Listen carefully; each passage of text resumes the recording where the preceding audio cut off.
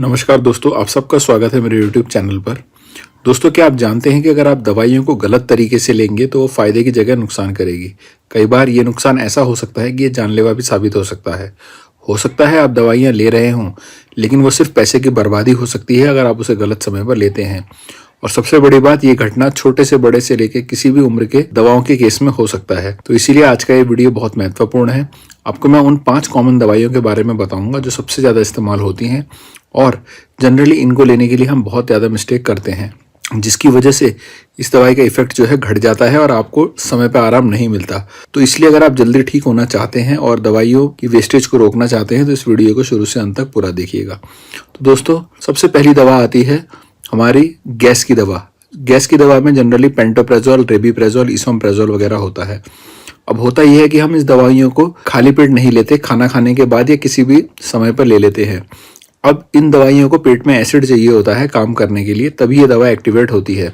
तो आप अगर खाने के बाद लेंगे तो पेट का एसिड कम हो जाता है, जिसकी वजह से दवा का पूरा असर नहीं होता। इसीलिए जब भी आपको किसी भी गैस की दवाई लेनी हो या एसिडिटी की दवाई लेनी हो तो उसको हमेशा खाली पेट ही लें। उसको लेने के बाद आधे घंटे से 40 मिनट के बाद ही आप खाना वगैरह खाएं।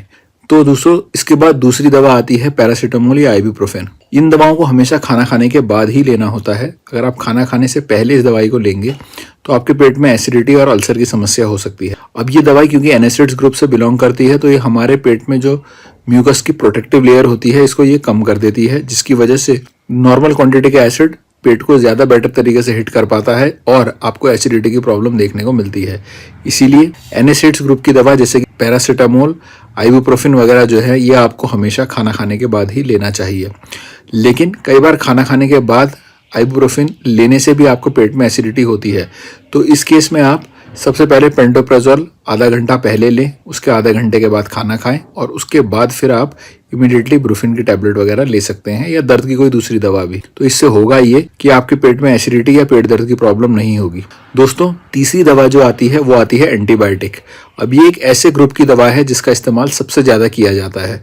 चाहे हमें चोट लगी हो, चाहे हमें बुखार हो, चाहे हमें रेस्पिरेटरी ट्रैक्ट इन्फेक्शन जैसे खांसी वगैरह हो, एस्थमा हो या स्किन का कोई डिजीज वगैरह हो, हर केस में एंटीबायोटिक को काफी ज्यादा दिया जाता है। अब एंटीबायोटिक के केस में ये होता है कि आपको हमेशा डॉक्टर का बताया गया कोर्स पूरा करना होता है। जैसे मान लीजिए आपको सर्दी जुकाम है, डॉक्टर ने 5 दिन की आपको दवाई लिखी, आप दवाई खाने के 2 दिन के बाद ही ठीक हो गए और 3 दिन का एंटीबायोटिक बाकी है, तो आप ये सोच सकते हैं कि यार क्यों ना मैं इस दवाई को अब बंद कर दूं, मैं तो ठीक हो चुका हूं। लेकिन ऐसा नहीं होता।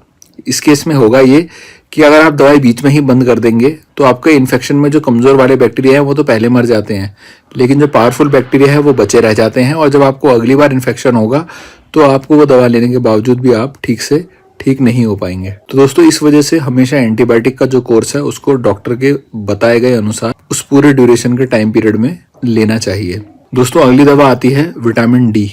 अगर आप कभी भी विटामिन डी लेते हैं तो उसको हमेशा पानी वगैरह के साथ ना लें, क्योंकि विटामिन डी एक फैट सॉल्युबल विटामिन है। अगर आप उसको पानी के साथ लेंगे तो वो ठीक से एब्जॉर्ब नहीं होगी और उसका असर नहीं होगा। इसलिए विटामिन डी को हमेशा फैट के साथ ही लेना चाहिए, जैसे कि खाना खाने के बाद अंडे, दही या दूध के साथ आप उसको लें। इससे होगा ये कि वो फैट सॉल्युबल विटामिन है और वो प्रॉपरली एब्जॉर्ब होगा और उसकी वेस्टेज जो है बॉडी में नहीं होगी।